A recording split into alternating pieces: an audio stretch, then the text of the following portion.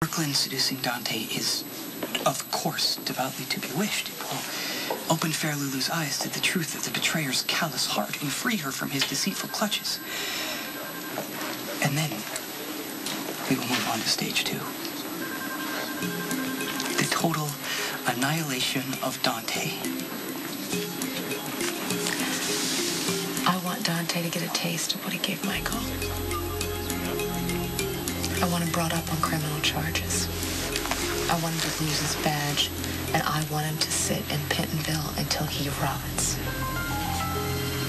You can handle that, can't you, Spinelli? Sorry, I came up.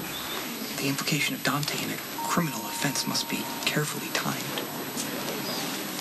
You're right. Michael just got to Pentonville. I mean, if evidence pops up that Dante's a corrupt cop, we'd be giving ourselves away. And the law-abiding ones would suspect the setup. I mean, not that they'd be ever able to prove it, because the Jackal's case will be airtight. Okay, great. Then we do this in stages. Stage 1, Brooklyn seduces Dante into cheating on Lulu, and then she sees him for the scum that he is. And then stage 2? We take our time. We leave a trail of breadcrumbs. Set it up so the right person uncovers that Dante's corrupt. Maybe a fellow cop. I'm thinking Lucky. He's liked and respected. He has a reputation for fairness and honesty. Your cyber skills can get justice for Jason and Michael. Dante will pay. And I'm counting on you. Okay, if we're going to get Dante charged with corruption, then we're going to have to plan evidence. I'm thinking drug money. So can you gain access to accounts like, I don't know, a drug cartel? And can you have those funds transferred into Dante's account? Well, it would be a daunting and complex task, but nothing is beyond the reach of the assassin of cyberspace. Okay. Then we figure out a way to tip off Lucky. And I'm sure he will privately investigate Dante, and then he'll realize he's sitting on a ton of cash that leads back to drugs. It's perfect. It's perfect. Dante's career will be destroyed, and he'll be sitting in Pentonville getting a taste of his own medicine.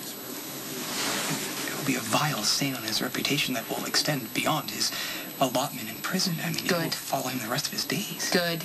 I love it. It's not just Michael sitting in prison. Jason's there with him.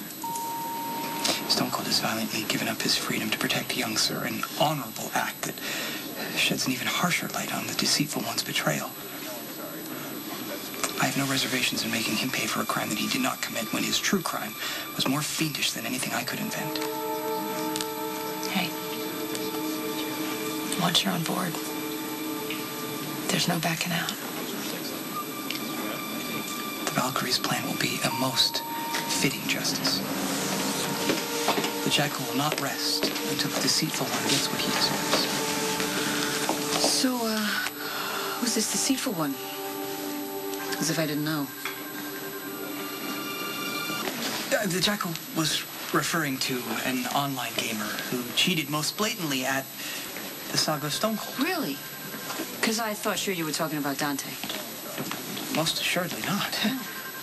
Because, see, here I thought that you blamed him for the judge's ruling that got Michael sent to prison.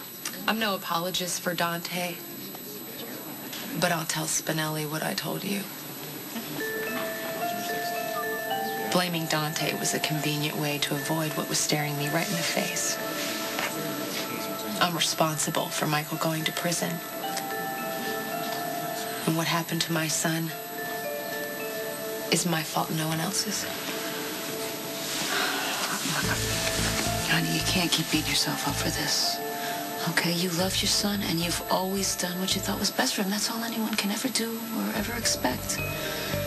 Okay, now we just have to focus on getting Michael out of prison, and when that day comes, believe me, no one's going to be happier than Dante.